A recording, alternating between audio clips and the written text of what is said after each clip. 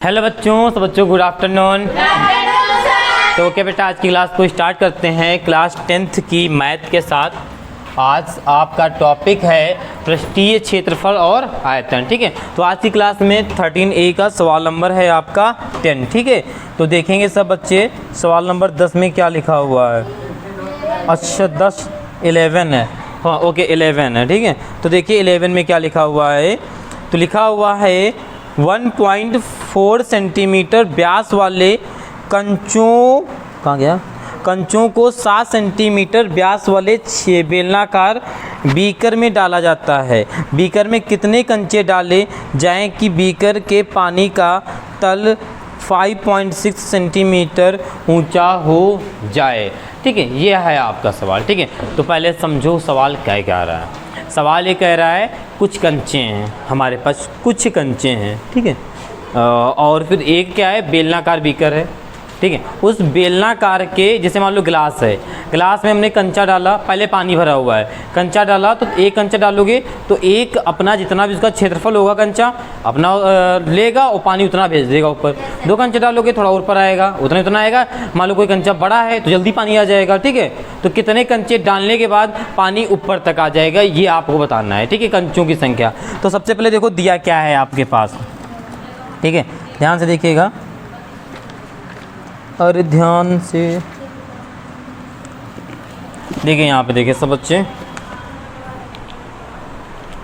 देखो। तो सबसे पहले देखो क्वेश्चन में आपके क्या लिखा है, 1.4 सेंटीमीटर व्यास वाले कंचा।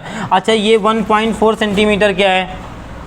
1.4 सेंटीमीटर क्या है, किसका व्यास है?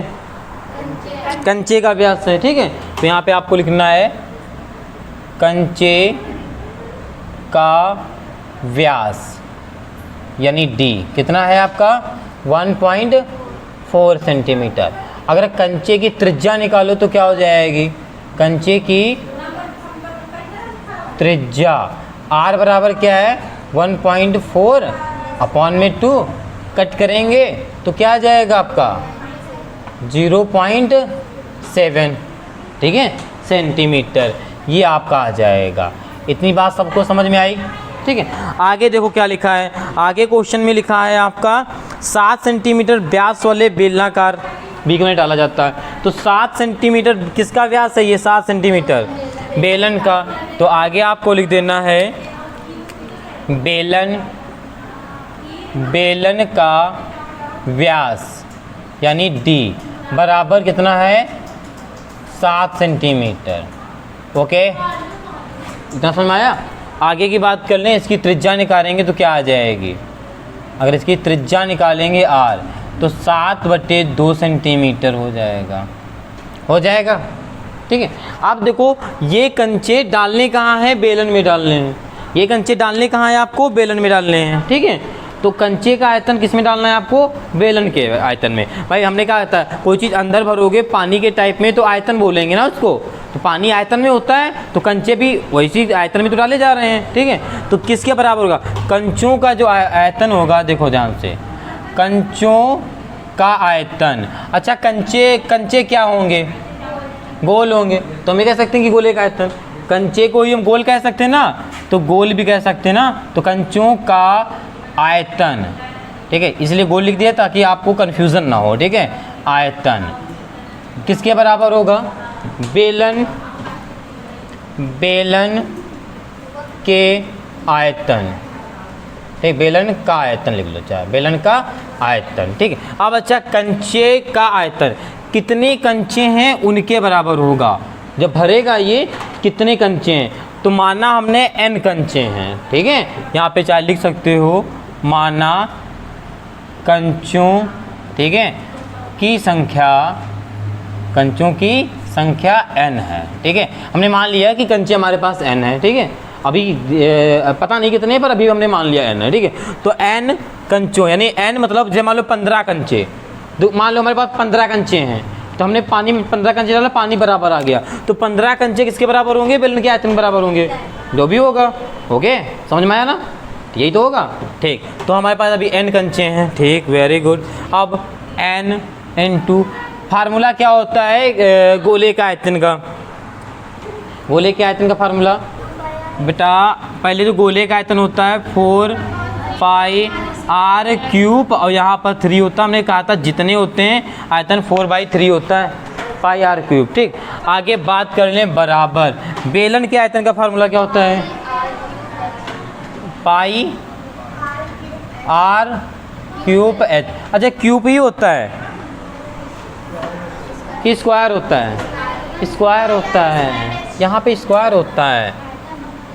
ठीक, यहाँ पे स्क्वायर होता है। ओके, ये फार्मूला होता है। ठीक, ओके आया समझ में? इतना सारी वैल्यू को उठा के रख दो यहाँ पर। ठीक, तो यहाँ पर देखो n गुणे 4/3। देखिए फार्मूले याद कर लीजिए, अगर फार्मूले याद नहीं होंगे तो प्रॉब्लम आएगी आपको सॉल्व करने में। फार्मूले याद का मतलब याद होने चाहिए।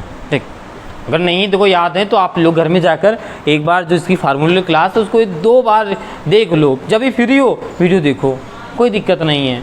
फ्री हो टीवी में लगाया वीडियो, ठीक है, फार्मूलों का जो पढ़ाया है, आराम से खाना खा रहे हैं, कुछ कर रहे हैं, एंजॉय के साथ देख रहे हैं, 2-3 बार देख लो कि फार्मूले अपने आप रटना ही नहीं पड़ेगा, याद करना ही नहीं पड़ेगा, याद हो जाएंगे।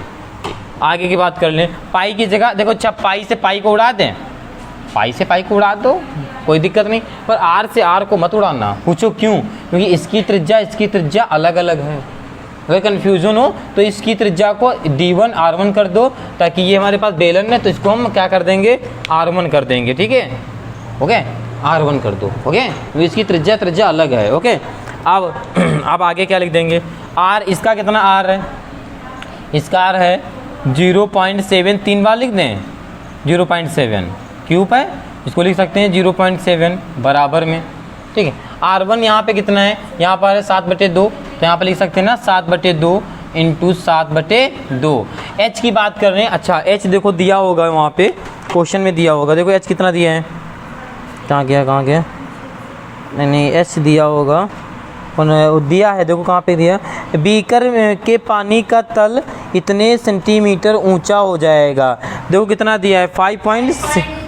ठीक है, पानी अरे कहाँ पे लिख दें? यहाँ पे लिख दें। ठीक है, क्वेश्चन में खुद लिखा है H जितना जाएगा, कितना जाएगा आपका?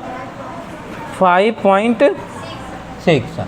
ठीक है, ये क्वेश्चन में ही दिया है। ठीक है, ये उस समय ध्यान नहीं दिया गया तो यहाँ पे देख लेंगे 5.6 है।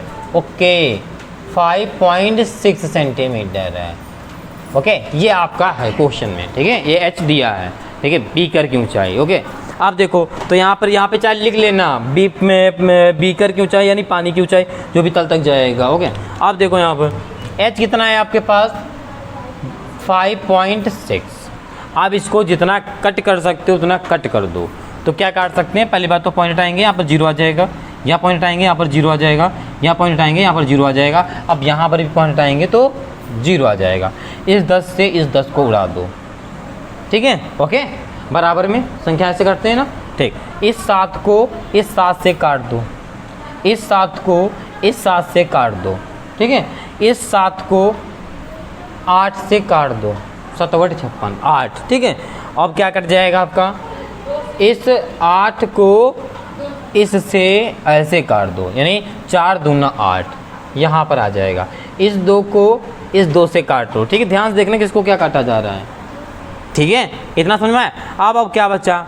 यहाँ पर 3 है। अब ज़्यादा मत कट करो, आप पहले नोट कर लो। ठीक है, तो यहाँ बचा n, ऊपर यहाँ पे कुछ बचा है नहीं, नीचे बचा है गुणे में बचा है, ऊपर 3 × 10 की 100 बचा है सीधे। ठीक है, ये आपको बचा। 1 मिनट, कहाँ फ़ोन? इसे ऑफ करो बेटा। ठीक है, ये आपका बचा हुआ है। ठीक है, बराबर में तो ऊपर यहाँ पे कुछ बचा है नहीं, और यहाँ पर बचा है नीचे आपका 2 बचा है। ठीक है, अब देखो यहाँ पे क्या करेंगे? तिरे गुणा करा देंगे, इसका इधर गुणा होगा, इसका इधर गुणा हो जाएगा ना, तो n बराबर हो जाएगा, इसका इधर गुणा होगा तो 3 × 100/2 आएगा। इस बात से सहमत हो? अब यहाँ पे 2 से काट दो, 2 पंचे 10 0। ठीक है, 5 3 15, यानी n बराबर 150, यानी जो कंचों की संख्या कितनी होगी? कंचों की संख्या कितनी होगी? 150 होगी। आप लिख दोगे यहाँ पर कंचों की संख्या, अतः कंचों की संख्या, यहाँ पे चल लिख दो इसके नीचे, अतः, यहाँ पे नहीं लिखते, यहाँ लिख देते हैं, अतः अतः कंचों की संख्या कितनी होगी? 150 होगी। ठीक है, ओके, इतना समझ में आया? ठीक है, देखो ओके आ गया ना कन्फर्म समझ में? तो ओके बेटा इसे नोट कर लीजिए, फिर देखते हैं नेक्स्ट सवाल। ओके बेटा देखते हैं सवाल नंबर आपका 12। ठीक, देखो 12 में क्या लिखा हुआ है? 12 में लिखा हुआ है एक आयताकार टैंक का आधार। ठीक है, आधार, अच्छा एक आयताकार टैंक का आधार दिया है 11 मीटर इंटू आगे लिखा है आपका 6 मीटर। तो 11 6 क्या है? लंबाई और चौड़ाई है। ठीक है, गुड। ठीक है, आधार हमेशा लंबाई चौड़ाई से ही नापते हैं ना। ठीक है, ये चीज़ हमने अभी फार्मूले बताया था आपको। ओके, चलो तो फिर लिख लें। आयताकार टैंक का, यहाँ पे लिख लेते हैं, आयताकार टैंक की जो लंबाई है, नहीं लंबाई चौड़ाई, लंबाई दी ऊंचाई दी होगी ना। हाँ ठीक, तो लंबाई कितनी दी है? लंबाई 5 नहीं 5 ऊंचाई दी है। अच्छा 11 लिखा पहले, आगे क्या है? चौड़ाई क्या दी है? चौड़ाई जो है वो आपको 6 सेंटीमीटर है, मीटर है, तो इसकी वैल्यू मीटर में लिख देंगे, ये भी आपका मीटर हो जाएगा। आगे ऊंचाई दिया है, ऊंचाई जो है वो आपको 5 मीटर दिया है। देखो हम कुछ नहीं कर रहे हैं, जो बुक का क्वेश्चन कर रहा है वही कर रहे हैं, ठीक वही आपको करना है, ज़्यादा कुछ करना नहीं है, क्योंकि ज़्यादा कुछ करोगे नहीं, तो जितना बता रहे हैं उतना कर लो, बहुत बड़ी बात है। चलिए आगे लिखा है ऊंचाई का पानी भरा है यदि पानी की जो त्रिज्या है वो 3.5 मीटर के बेलनाकार टैंक में स्थानांतरित यानी डाल दी जाए। पानी के तल की ऊंचाई ज्ञात कीजिए। देखो हम आपको एक चीज़ बता दें स्पष्ट, जब इस बर्तन को लेकर दूसरे बर्तन से कंपेयर करा जाए, इस सामान को उठा के उस सामान में डाला जाए, जैसे हमने मान लो अभी क्या है, या एक आयताकार पानी को उठाकर एक बेलन में डालना जा रहा है, ठीक है, और फिर बोला जा रहा है बेलन की ऊंचाई क्या होगी, जो भी मतलब पानी जहाँ तक जाएगा, ठीक है। तो हमेशा इस कंडीशन में सबसे जो अच्छा मेथड होता है वो यही होता है कि दोनों को हम बराबर में रख दें, क्योंकि इसका पानी उठ के इसमें आया है तो इसका बर्तन उसका बर्तन बराबर हो गया, ठीक है। अब देख लेंगे कितना उठ के गया है, ठीक है, सबसे अच्छा मेथड है, ठीक है। तो सारी वैल्यू लिख लो, ये हमारी आयत का हो गया, ठीक है। अब किसका लिख लेंगे? बेलन। तो अगर बेलन की बात कर रहा है ना, तो बेलन की त्रिज्या की बात कर रहा है, कितना दे रहा है? त्रिज्या जो है r 3.5, और कुछ दे रहा है? 3.5 के सिवा कुछ और दे रहा है? नहीं दे रहा है। तो अभी हमने क्या बताया? आयताकार का आयतन किसके बराबर होगा? बेलन के आयतन के बराबर ना, ठीक है। ये चीज़ को याद रखिएगा, ठीक है, बेलन का आयतन ये हो जाएगा, बस दोनों के फार्मूले रख दो, ओके। अब पूछ क्या रहा है, देखो लास्ट में चाहे लिख लेना, पूछ क्या रहा है? पानी के तल की ऊंचाई पूछ रहा है, ठीक है। पानी के तल की ऊंचाई किस में डाला जा रहा है? बेलन में, तो बेलन का h पूछ रहा है, ठीक है, ओके। तो यहाँ पे आयताकार का आयतन क्या होता है? लंबाई गुणे चौड़ाई गुणे ऊंचाई, यही फार्मूला होता है, ठीक है, LBH जिसे कहते हैं आप, ओके। आगे चलो, बेलन का भी लिखाया था, याद होगा, पाई r स्क्वायर h, ये होता है, ये h निकालना है आपको, ये तो h निकालना है, ठीक। इसी की तो वैल्यू नहीं दी है। चलो लंबाई में कितना दिया है? 11। चौड़ाई की बात कर ले कितना दिया है? 6। ऊंचाई की बात कर ले कितना दिया है? 5 बराबर पाई का मान कितना होता है? 22/7। r की बात कर लें तो r आपके पास 3.5 दिया है, h ही निकालना है तो h को ऐसे लिख देंगे। अच्छा स्क्वायर है तो 2 बार लिखना है, ठीक है, 3.5 इंटू में h, ठीक है। इस पॉइंट से पॉइंट हटा दो, यहाँ पर 10 आएगा, यहाँ पर भी 10 आपका आएगा, 7 से काट दो, यहाँ 5 आ जाएगा। इस 5 को इस 5 से ऐसे यहाँ पे कट कर सकते हो, कोई दिक्कत नहीं है, ठीक है। और क्या कट हो जाएगा? 11 से 2 बार में कट कर दो, ठीक है। और क्या कट हो जाएगा आपका? 2 से 3 कट कर दो, ठीक है। और भी कट कर दें, ठीक, नहीं जीरो मत कट करो, जीरो बड़ा हमारा अच्छा लगता है, क्योंकि जीरो मत कट, नीचे वाला जीरो तो मत काटो कभी, क्योंकि तुरंत भाग देंगे ना, आपको पता उतने पॉइंट किसका आके अपना काम चला लेंगे, ठीक है। तो जीरो मत काटा करो, कोशिश करना। तो यहाँ पर 3, अगर 3 ऊपर यहाँ पे क्या बचा है 35, ठीक है, नीचे है हमारा 100 और इनटू में h, ठीक। किसी को कोई डाउट? h निकालना है आपको, ठीक है। अच्छा यहाँ पे एक तो कट ही करना पड़ेगा, या इसे भाग दोगे फिर कट ही करना पड़ जाएगा। इसका इधर गुणा कराएंगे, इसका इधर गुणा कराएंगे, यही तो आएगा। h निकालना है ना, तो इधर गुणा कराएंगे, इसका इधर गुणा हो जाएगा, इसका इधर गुणा होगा, ओके। तो यहाँ पर आ जाएगा 3 इंटू 100 और नीचे आ जाएगा 35, ठीक। इस बात से सहमत हो? बराबर में h निकालना है। 5 से काट दो, यहाँ पर 5 सत्ते 35, 5 दूना 10, 20 आ जाएगा। अब एक कटेगा तो है नहीं, कटेगा नहीं कटेगा। तो यहाँ पर जो h बराबर निकल कर आएगा 20 3 60 और नीचे 7 आएगा, ओके। अब डिवाइड करा दूँ, आप 7 को डिवाइड कराना है 60 में, 7 तो ये कितनी बार में जाएगा 8 बार में, ठीक है।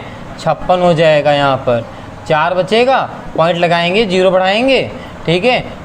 5 बार में 35 आएगा, 5 बचेगा, पॉइंट लगा, 0 बढ़ाओ, कितनी बार में जाएगा 7 बार में। पॉइंट के 2 अंक तक काटो, बहुत है, ओके।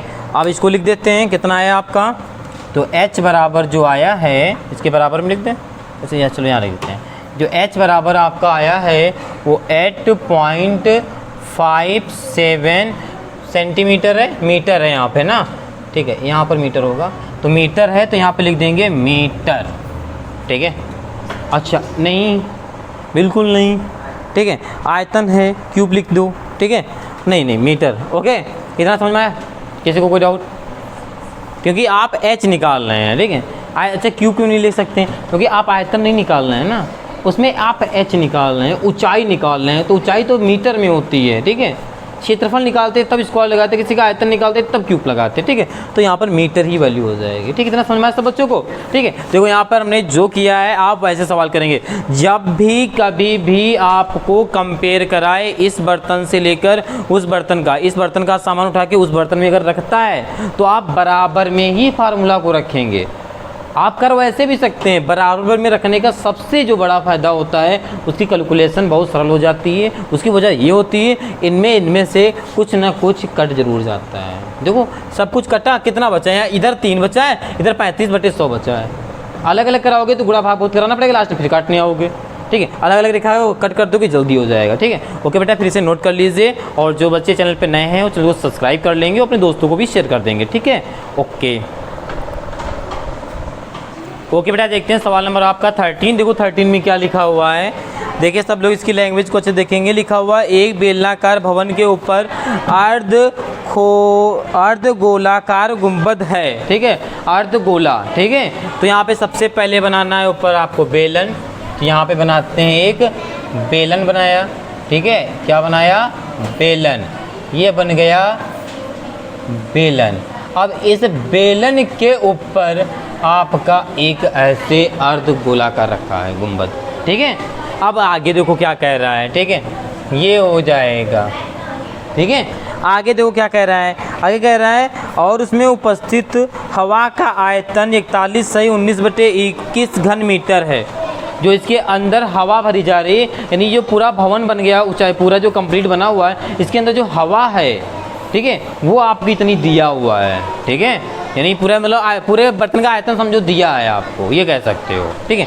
आगे देखो लिखा है यदि गुंबद का आंतरिक व्यास भवन की कुल ऊंचाई के बराबर है, ठीक है। तो भवन की ऊंचाई ज्ञात कीजिए। तो पूरा जो भवन बना है इसका h ज्ञात करना है, कंप्लीट h निकालना है, ठीक है। भवन की ऊंचाई निकालना है, जिसको बोलते हैं r, ठीक है। अच्छा भवन की ऊंचाई निकालना है, ठीक है।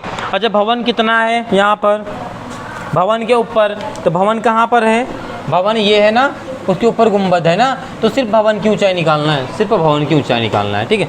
तो सबसे पहले देखो एक नीचे लास्ट लाइन में लिखा है गुंबद का आंतरिक जो व्यास है वो भवन की ऊंचाई के बराबर है।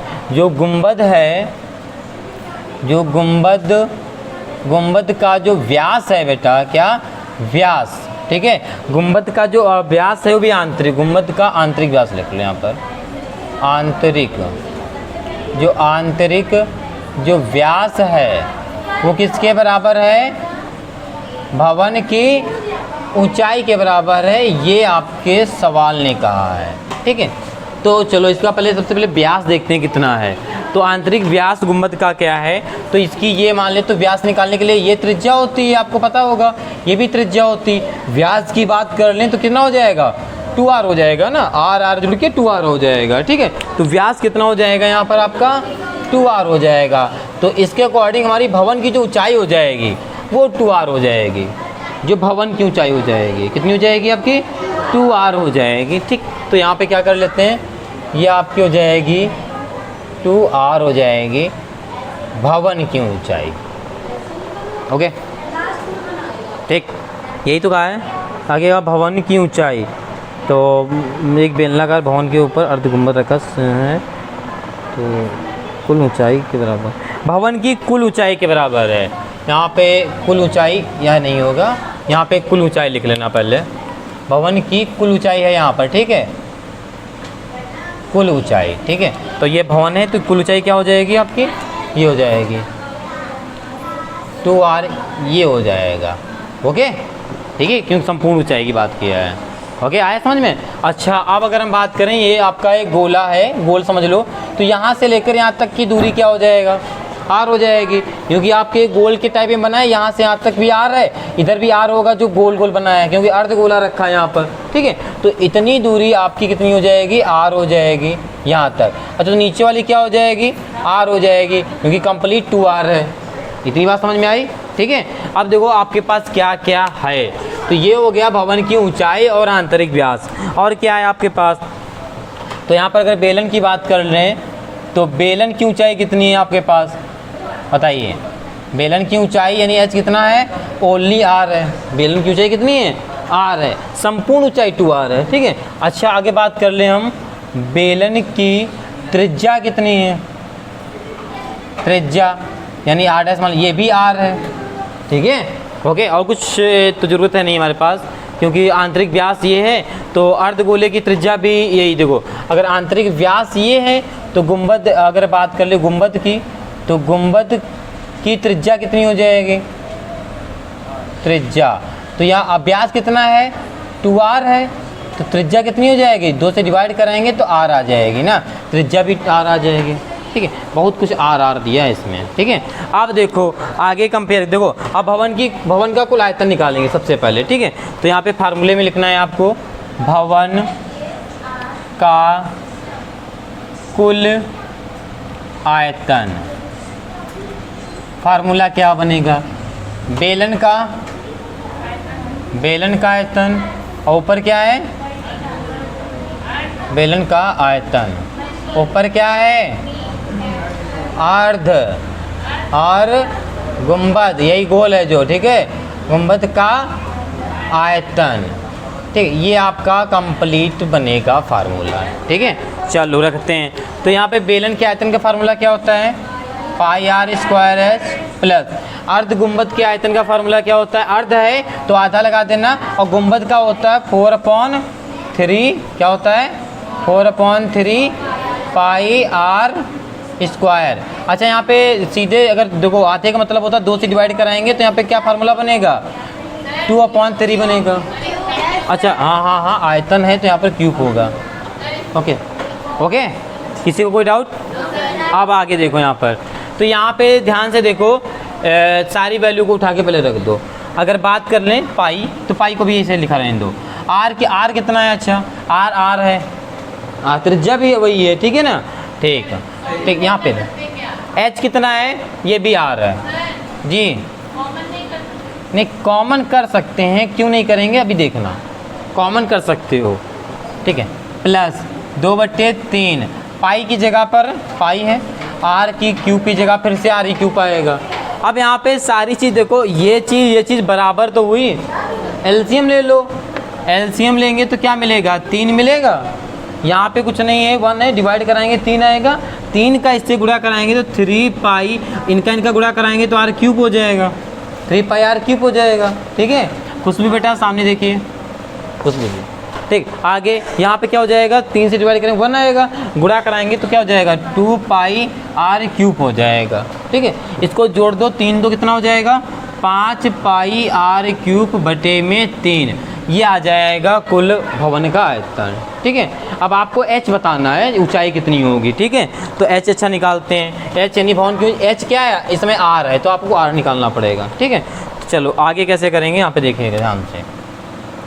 अच्छा, अब ध्यान से देखिएगा, यहाँ पे लिखा हुआ है उपस्थित हवा का आयतन दिया हुआ है। ठीक है, अच्छा हवा का आयतन कितना होगा, जितने अंदर आयतन होगा। आयतन किसको कहते हैं, जितने एक बर्तन हो उसमें पूरे पानी भरा हो, उसे उस पानी को निकालो, वही आयतन होता है ना। तो हवा हमेशा भरी रहती है, जितनी हवा आपकी जितनी अंदर जगह होगी उसमें हवा होगी, सिंपल सी बात है, वही आयतन होता है। ठीक है, तो यहाँ पे लिख सकते हैं भवन का कुल आयतन किसके बराबर होगा। यहाँ पे देखो ध्यान से, भवन का कुल आयतन जो होगा किसके बराबर होगा, जरा बताइएगा। जो हवा का आयतन होगा ना, ठीक है भाई, हवा भरी है उसके बराबर तो होगा हवा का आयतन। अच्छा, हम इस मोले मार्कर का आयतन क्या होगा, अगर निकालें इसमें, अगर उसकी इंक सब निकाल लें तो उसके बाद जो हवा बचेगी इसके अंदर वही तो आयतन होगा। पानी डाल दोगे तो पानी का आयतन होगा। ठीक है, तो हवा के आयतन बराबर होगा। भवन का कुल आयतन कितना है, 5 पाई आर क्यूब अपॉन 3, ये देखो दिया है। ठीक है, बराबर हवा का आयतन। अच्छा, हवा का आयतन देखो बुक में दे रहा है 41/19/21, ये दे रहा है। ठीक है, चलो इसको सॉल्व कर लो। तो 41 यहाँ पे देखो, इसको कैसे सॉल्व करते हैं, इसका गुणा कराते हैं और 19 को जोड़ देते हैं, ये तो होता है। तो 41 का गुणा करा देंगे हम लोग किससे, 21 से। ठीक है, 21 से करा देंगे। ठीक है, तो कितना आ जाएगा आपका, 661 आ जाएगा। फिर उसके बाद आप 19 को जोड़ देते हैं, तो यहाँ पर 19 को जोड़ देंगे, कितना आ जाएगा आपका, ठीक है 880 आ जाएगा। ठीक है, तो यहाँ पर आपका जो आएगा, पहले इसके लिख दो 5 पाई आर क्यूब अपॉन 3, यहाँ पर आ जाएगा आपका 880 बटे में 21 को ऐसे लिख देते हैं। ठीक है, किसी बच्चे को कोई परेशानी, ठीक है, 3 से कट कर देंगे, 3 सते 21 पूरा कट हो जाएगा। ठीक है, अब 5 से इसको कट कर दो, कट हो जाएगा, क्योंकि 5 का नियम कहता है अगर 0 5 है तो कटेगी संख्या ना। तो ये कितनी बार में जाएगा, 5 से कम 5, 3 बचेगा। ठीक है, और 5 सते 35, अब कितनी बार में जाएगा ये, 5 सते 35, कितना बचा 3, 5 छक्का 23। ठीक है, यही आ जाएगा। ओके, अच्छा पाई बचा है। ओके, अब यहाँ पर बचेगा पाई, अच्छा पाई का मान रख दें यहाँ पर 22/7 और आर क्यूब बराबर 176/7, ये कटेगा नहीं मेरे अनुसार। ठीक है, पर यहाँ से इसको 7 को 7 से उड़ा देंगे। ठीक है, अब इसको काटेंगे तो 11 से कट जाएगा, 11 कम, हाँ ठीक 11 से, 11 दूना 22 और यहाँ पर हो जाएगा 11 एकम 11 और कितना बचा 6, तो 11 छक्का 66, 2 से काटेंगे तो यहाँ पर 8 आ जाएगा। ठीक है, तो आर क्यूब बराबर कितना आ जाएगा, 8 आ जाएगा। अब 8 को यहाँ पे क्यूब से निकालेंगे, क्यूब का मतलब होता है घन, यानी घन मूल। ठीक है, तो 8 का क्या होता है, 8 का एलसीएम लोगे तो 2 गुणे इंटू 2 गुणे मिलेगा। ठीक है, तो इसको क्या लिख सकते हैं, 2, इसको क्या लिख सकते हैं, 2 की पावर 3 लिख सकते हैं। ठीक है, तो ये हो जाएगा आपका आर क्यूब बराबर 2 की पावर 3, पावर 3 कट जाएगा तो r बराबर 2 आ जाएगा। ये आपका क्या आ गया है, r, यानी यहाँ से यहाँ तक देखो ये आगे बेलन की ऊंचाई। ठीक है, आपको क्या बताना है, भवन की ऊंचाई। ठीक है, तो इसके नीचे यहाँ पे सवाल और करिएगा आगे, यहाँ पे लिखना है आपको भवन की ऊंचाई। तो भवन की ऊंचाई क्या है आपके पास, 2r है।